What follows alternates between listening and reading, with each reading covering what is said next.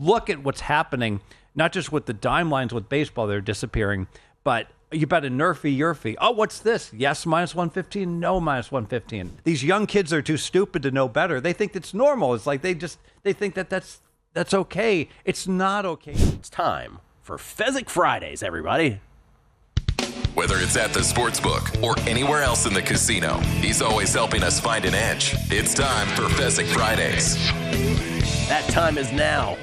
What's happening? Steve Fezzik, everybody. Only back-to-back winner of the Hilton Super Contest back in the day. How you doing? So I don't want to get ProfitX mad at me, but like when they say you save 10 to 20%, I got to talk to Joe Pete about this. You save 70 to 80% instead of laying minus 110. Yeah. You're laying like minus 102. That is, instead of paying $10 for a hamburger, you can pay $2. That's like 80%. I don't know where they got the 10 to 20%. Well, it should be put in those terms.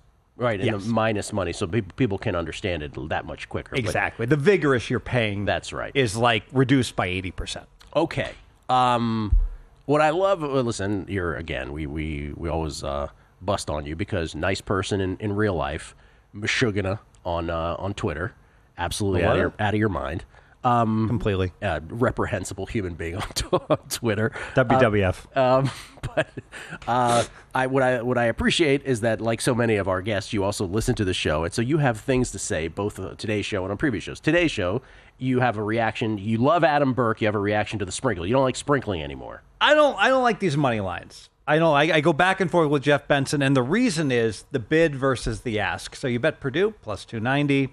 You bet Houston minus 350, and Jeffrey would come in and say, "Hey, your theoretical hold is really small here. It's beatable." And I would disagree, and I would say, "Yes, your theoretical hold is small, and it's absolutely not beatable." And the reason being, if you go to a ProfitX and you look at what they're doing, I'm sure it's something along the lines of minus 320 plus 310. I mean, it's such a small difference. To use an example, I'm using an example: Roulette. 38 numbers. It pays 35 to 1. Okay. Imagine they offered a bet on Roulette. You could bet no, a number won't come up at minus 4,000. So you can bet yes, 35 to 1, no, minus 4,000. Greatest game ever. Theoretical hold like below 1%.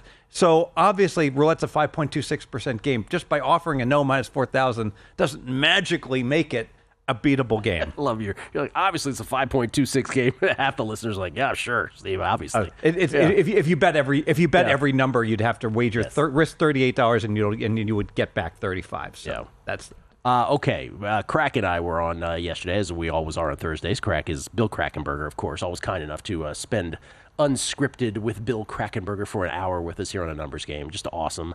And you had a couple reactions, both comical and more serious. The comical one was we were talking about somehow we got in a conversation of jobs where people are way more drunk with power than they ought to be. And I use the example of the person in the passenger pickup area of an airport who believes they are the emperor of the universe. There's when they have hundreds of empty spots. It's a 20% capacity. Keep looping. But just in case there is like a hurricane or a tsunami that comes in, we need to keep the pathway open. You cannot stay in spot 18. But that's my mother. She's walking over here. She's 80 years old. I see her right there. Move it around. Move it around.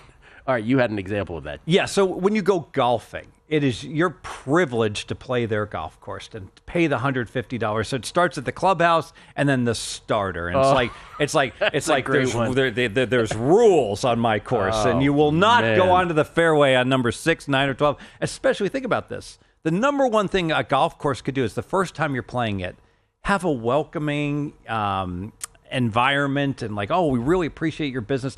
I have never gotten that from any golf course. That's right. That's a good one as well. Okay, and the more serious thing we were talking about, we got into the whole discussion of dime lines in baseball, and specifically the disappearance of dime lines in baseball. And this got you thinking about other ways that you're getting gouged as a bettor these days. I'm getting gouged everywhere. I go to Starbucks where I don't get gouged because it's free. Well, can you just not? Here's the thing. My instant reaction is to say, well, then stop going to Starbucks. But I know how your brain works, man. Like if something is free, you can't physically restrain yourself. And so what happens is I get 4 free drinks and I get a $10 food comp for free. And the Starbucks at Caesars is next to the gym. So it's time is money. It's efficiency. It's like the closest spot. And so actually I found the chicken jalapeno pocket, 200 calories, very good. So Oh, I'm pleased with one food option finally. But it just what aggravates me is that if I was to talk to the CEO of Starbucks, it's like have one really good food option, fresh, that you make. Las Vegas used to do this, like with the shrimp cocktails, and brings everybody in to have a 99-cent shrimp cocktail, and it's so good, giving value, and the value is gone now in this town. Look at what's happening, not just with the dime lines with baseball, they're disappearing, but you bet a nerfy, yerfy. Oh, what's this? Yes, minus 115. No, minus 115. Circa does it right, minus 110 in each direction. Team totals. They're dealing in minus 115, live wagering, minus 117. Oh, live props, wagering. minus 120 each direction. These young kids are too stupid to know better. They think it's normal. It's like they think that's okay. It's not okay. Jimmy Vaccaro. It's a combination of both ignorance and not caring either, right? Okay, I'm sorry. Go ahead. Jimmy Vaccaro. No. But what Jimmy Vaccaro famously often would say, Are you worried you're going to lose? And he's like, well, we got plus 110 in our favor, So, I mean, we get to shade our lines based upon where the money's going to come in. And they're laying minus 110, so I'm getting plus 110. You don't need to make it plus 117. Well, I think maybe you'll agree with this. I think the even more direct example is we just had this thing at Virgin where there was no VIG for the 2 days. Amazing. Remember? On sides, day of the game. So we all won on Thursday, and we all gave some back, if not all of it, on Friday, if not more than back, right? And so that's just an example of, okay, here's no VIG, and it's hard enough to beat. So now imagine VIG is obviously built in, but then if the VIG is in a gouging phase, you're 2 levels beyond that now. And no doubt. And what's interesting is that, and you talk about my persona on Twitter and the like, but I got to tell you, there's a lot of professional bettors that have this great relationship with all the bookmakers in town. Me, not so much. My friends, not so much, because inevitably you're going to get into situations where you're going to be beating those bookmakers, and this whole kumbaya, everybody going out to dinner thing, I don't get it. It's like all the people I know that are really good bettors are like kind of hated by the bookmakers. Of course, they're not in the Sports Betting Hall of Fame because that's only for bookmakers. All right, here he goes. Uh-oh. Here he goes on another one of his subjects. Okay, but bringing it back to, because we just did a Profit X a promo, and that's an exchange. And by the way, you didn't even mention, I don't think, team totals and props and all the things you're getting gouged on as well. But, minus 115. But right? essentially, and we brought this up with Krack, is essentially what's going to happen is bettors are going to be wiser at some point and just be like, deuces, we're going on these exchanges. So the exchanges are like, here we are. Right? Not to mention a reduced juice price like Bet 105. It's like, hey, I like my shop. People are good people. They treat me right. I had no real reason to change. You know what? I'm okay paying a little extra for gasoline, especially when they give me a free coffee when I go into that shop and I know everyone. But then when they're gouging me through the roof, you know what? All right, I'm going to the discount gas place, etc. And that's what's going to happen. They're sending us to other venues because they're gouging us. This is another thing we talked about. It has nothing to do with this subject, but we were just talking about, and we've been talking about for the last couple of days, as has other shows, baseball's ridiculous lack of scheduling and early windows the first 2 days of the season, and what a missed opportunity that is for them. Because why would you want eyeballs on your sport?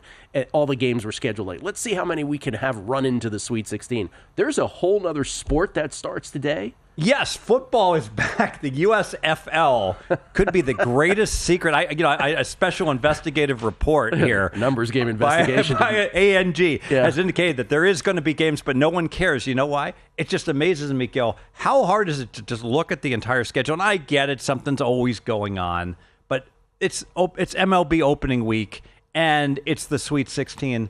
Why wouldn't you wait one more week to go ahead and launch your football? They just can't seem to get it right. And if you don't have a home run the first week, it's never going to get any traction. I know you to be a guy who loves playing the Grand Salami. Did you play the Grand Salami opening day? Yeah, I lost. So I played under 109.5, and 130 runs were scored. Now, for those who don't know, again, new bettors, total runs scored on a given day in Major League Baseball by all the teams playing. Yes. And what was eye-opening to me was it wasn't, oftentimes you get train wrecked because there's like a 115-9 type of game, but that really didn't exist. It was across the board. There was a lot of high-scoring games, a lot of bullpens, blowing leads, Giant Magic against the Reds. Magic, baby. So I'm thinking to myself, hey, there's a lot of Twilight games. It's hard to hit in Twilight. The funky hour start times, that should benefit the pitchers. And if the dominant pitchers, the number ones, didn't do so well, and we saw 130 runs, maybe that baseball's wound a little tighter this year. We'll see. And all it did was take you one day to sort of have this thought now that you're a little worried about. Just a thought. Now, it hasn't. We're going to keep a close eye on it. More with Fezzik on the other side. Numbers Game, VSiN, the Sports Betting Network. This is from Buddhist Man.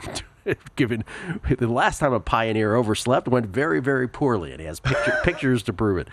Judd O'Connor. Gill all coked up? This show always has a new twist. And how about Wilmer Flores? Never a doubt. Ah, yes. Well, by the way, Coca-Cola boys and girls is what he's referring to. Let's be clear on that.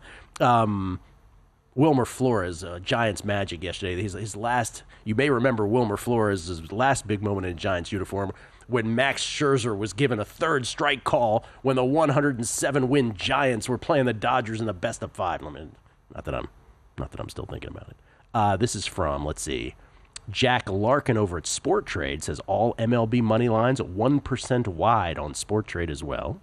Eric Biggio from Will Hill. I love it. Also, guys running exchanges and books chiming in. Eric Biggio from William Hill says, regarding Fez Krack on MLB pricing, from my side of the counter, have tried my best to offer competitive pricing, reduced juice. Majority of players now, unfortunately, just want the SGPs. Yeah, the same game parlays and big wagering menus. Pricing is not a big concern for the recreational players. And I am nodding my head to what Eric was saying, because this is what I interjected. I broke your flow by saying it's not that ignorance is necessarily the main emotion. It's just that they don't care. And we are way too close to the sun often to realize that. Like, the average person is just doing this for giggles, and they are less concerned with hearing about doing this right than they are with just showing up and, hey, I've got $250, whatever the number is, and I'm prepared to lose that amount. Yeah, and I'm sure there's people that see me take my car into the dealership to get the oil changed, and they're like losing their minds. It's like, what a square ball, right, with what he's paying. But he's at William Hill Caesars. Eric Biggio is on a non-sports betting note. They have a promotion that you wanted to mention on Caesars? Yeah, so Caesars this is fantastic. So all March, if you have jackpots from other properties, competitors, just bring them in the paperwork, hand it to them, and they'll give you entries into a $50,000 drawing in April. So if you're already playing and you already have these jackpots, it's a no-brainer. Why not go ahead and sign up for a free roll? Okay, let's have this discussion, because I've been coming on here every day this week and talking about, oh my God, it's the most miserable stretch of tennis betting I've ever had in my life. How's your March Madness going? For my clients, it's been fine. With what I'm giving out pre-flop, it's been decent. But for my own betting, oh my gosh, my live wagering, like we have a text thread where we have the Bear and we have Todd and Will Hill, and I've had so many close games where I played under with like 4 minutes to go, and I've been train wrecked by the overtime Hashem.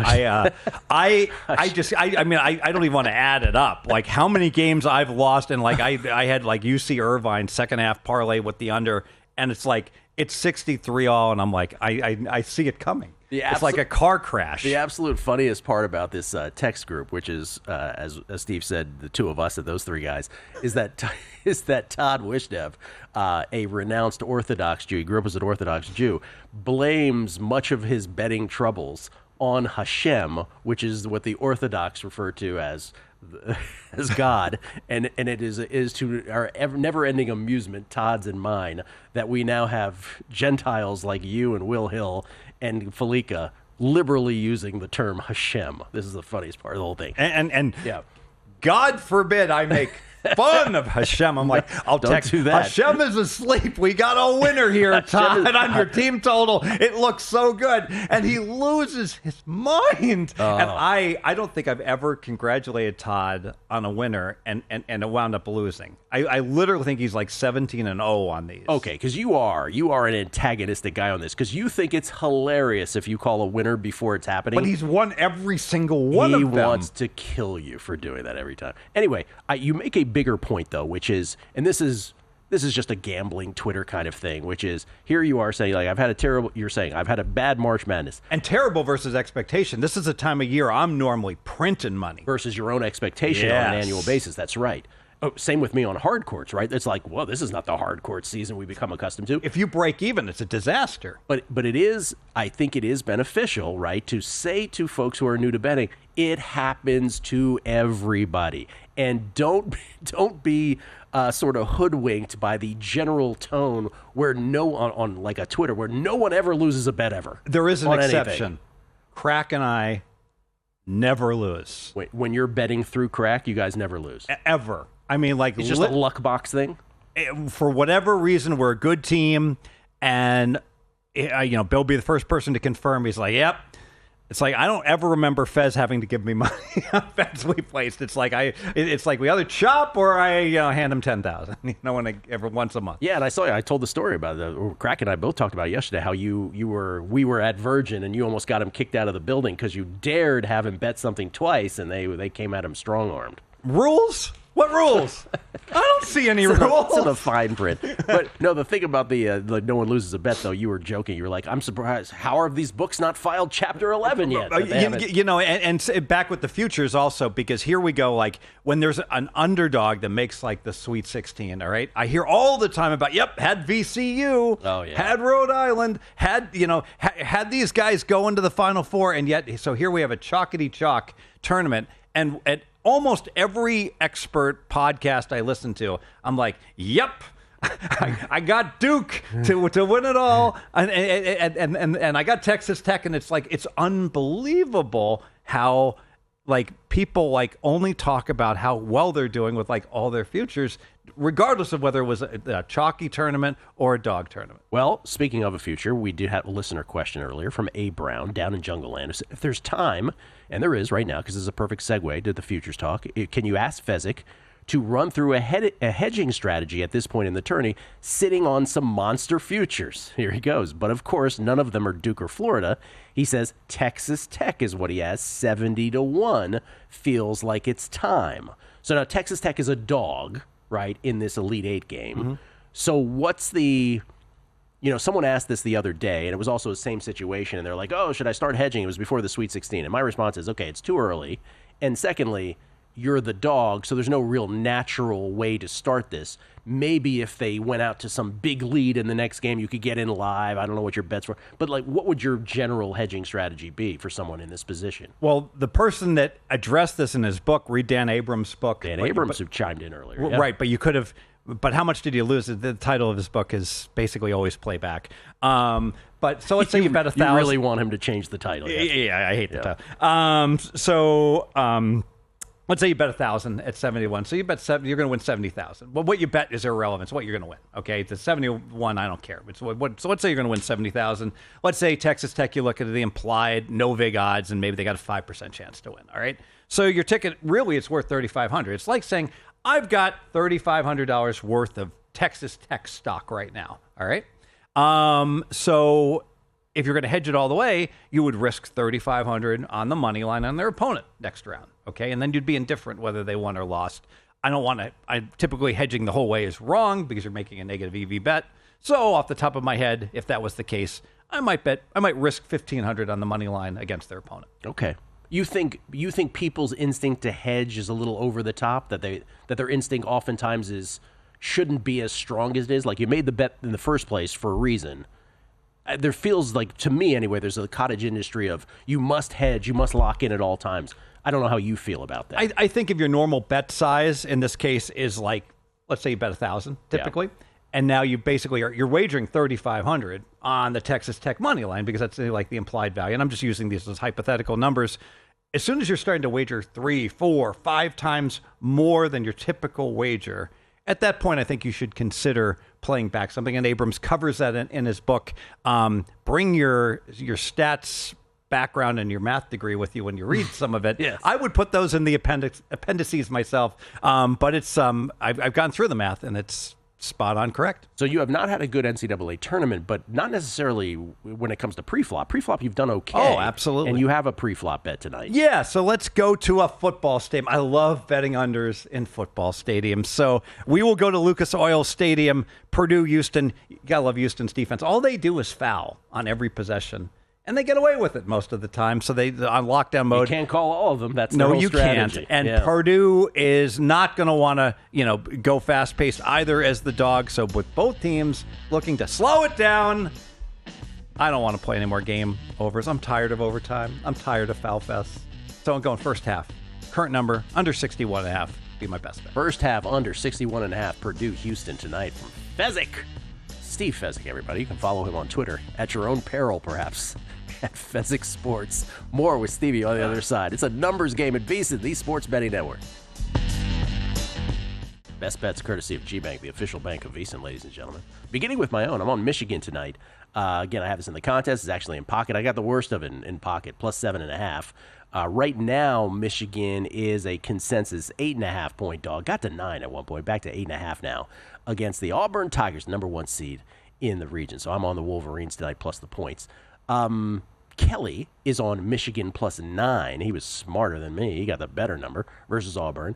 And he's got the Michigan State-Florida parlay still going. He hit the first half of that yesterday. That's a money line parlay on Michigan State and Florida, which pays plus 111. So he's got that pending into tonight. Steve Fezzik, moments ago, Purdue-Houston, first half under 61.5, because Fezzik wants no part of a foul fest or late-game shenanigans. Overtime being chief among those shenanigans. So he's doing the first half under in that game. Dr. Bob not present, but once again, we have his plays. Auburn -8 tonight against Michigan. He's oppo us. Uh-oh. And then Tennessee -4 against Kentucky. By the way, Joe Pita not listed also in terms of people who weren't on the show today, but also gave out his bets. Joe Pita, who had a 3-0 in baseball yesterday, he's on the Marlins, Padres, Rangers, and Mets today as Stevie frantically jots these down. You want me to write them again? Yes. Or say them again. Marlins, Padres, Rangers, and Mets from Pita, who went 3-0 plus 3.1 units. Go, yesterday. Joe. Chris Valika on the show earlier. He's on the Auburn team total over 81.5 tonight against Michigan, and Houston to win the region, to win their region at -115. How about some horses from Chris Valika as well? Fantasy stakes at Oaklawn Race 12 tomorrow.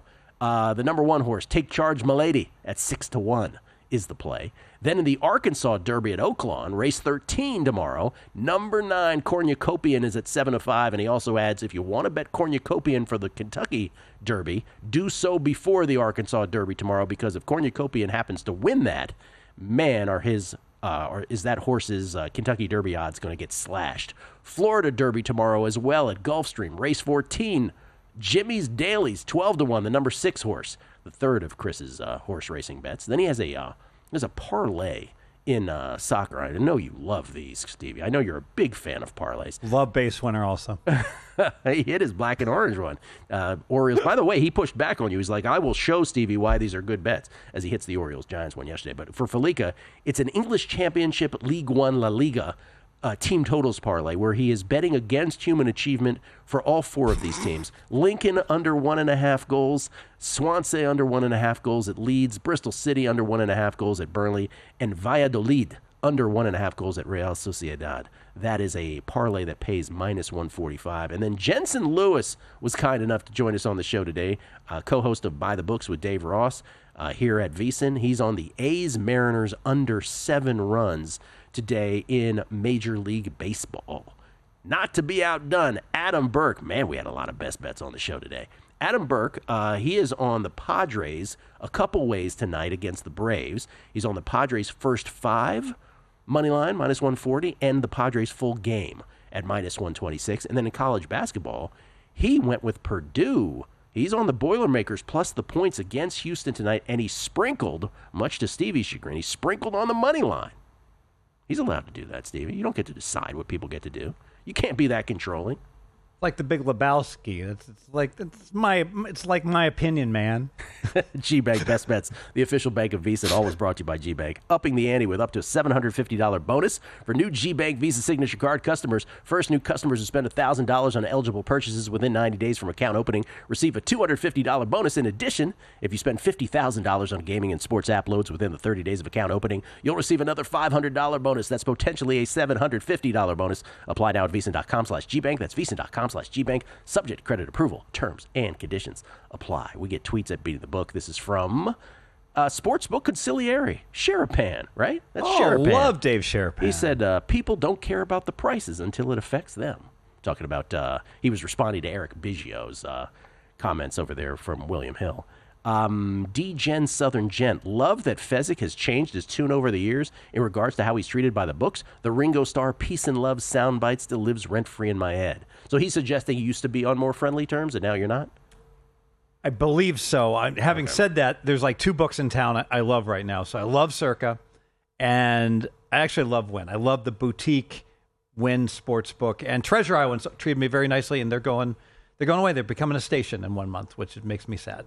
Hold that thought one time. Todd Bubba Horwitz. Players must understand drawdowns are a part of this business. If they learn and understand them, they can create an edge as long as they know their win rate. Fear and greed kill players that don't understand. What's a drawdown? I don't understand. You'd have to ask Help me, Todd. Bubba. You'd have to ask Bubba himself. Okay. And then Tagurit. Hope I'm pronouncing that right. Tagurit says, opening day and winning tickets cashed as per the guest on Wednesday. Baltimore, with the most runs on the day, I think was given out at 15-1. Yes, Legesa yesterday just strolling on in here with some instant offense and hits a 15-1 on the Orioles, scoring the most runs yesterday in Major League Baseball. If only he had more energy.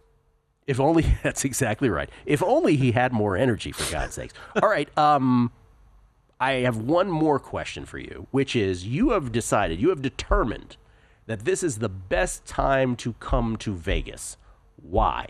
So, best time to come to Circa. Circa, specifically. So, I had an epiphany, all right? So, when you get a primo, great hotel like Circa, and they specialize in, obviously, sports betting, sports watching, and the like, what happens is that it's supply and demand curve. There's too much demand. So, what happens, I had some friends come and stay at Circa. I had a great time, but the book's at capacity, $10,000 to have a booth for, one day on Thursday or Friday. So if you want to come to Circa and have the time of your life, come this week. Come not during the most crowded time. Now, if you want to come during the opening round, go to Westgate, go to South Point, all right? Because they've got the big showrooms and they can accommodate you. You're making the distinction between the Sweet 16 and the opening round. That's right. So go to a place that has a big showroom and lots of capacity for the opening round, but now this round, perfect to go to Circa because now all of a sudden there aren't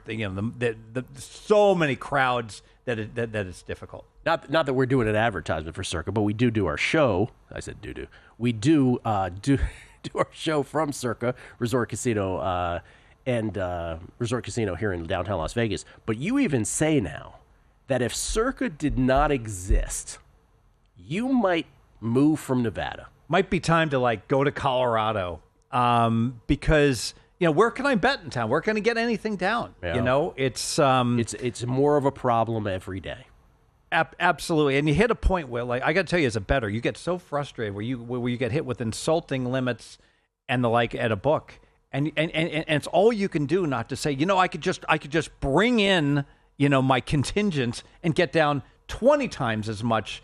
If you want me to do it that way, why not just take half the normal limit from me? Wouldn't it be easier? It's also even just, and we've said this in some form or another before, but it's not even always about that they won't take the bet eventually. It's the hoops you have to jump through to get to the bet you want. So we just talked about, if you want to make a bet at a certain shop, they push you for, look, it's on the app. I'm going to make the bet at the counter. You go to the counter, sorry, we don't have it at the counter. You got to put your money in the app. Then you put it in the app. You get limited in the app, except you're not really limited because if you bet it 50 times, not 50, but let's say 10 times, they make you bet it 10 times to get to the number you were going to bet it anyway at the outset. And what they don't realize is it so angers some people. Oh, it just makes it, you don't want to do it. Well, literally, you're like, all right, you wait for a really, really bad number. and then you send in, your female Asian friend and have her bet 100 that game parlayed to the entire board 100 times because you're so infuriated at how you're treated. Let me run interference for you.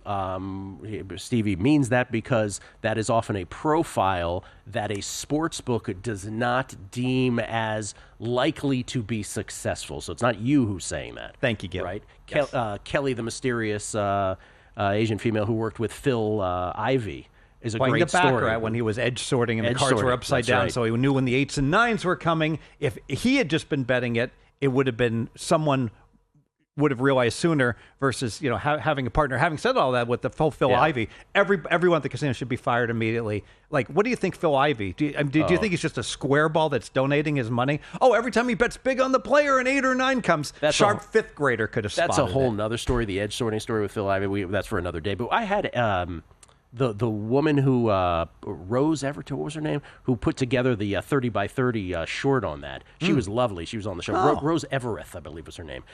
He did nothing wrong. He should have been paid. It's a travesty. Yeah. By the way, the drink ticket thing is also the most comical of all this, which is, hey, we don't give out drink tickets anymore if you don't bet at the counter. Well, you told me I couldn't bet at the counter.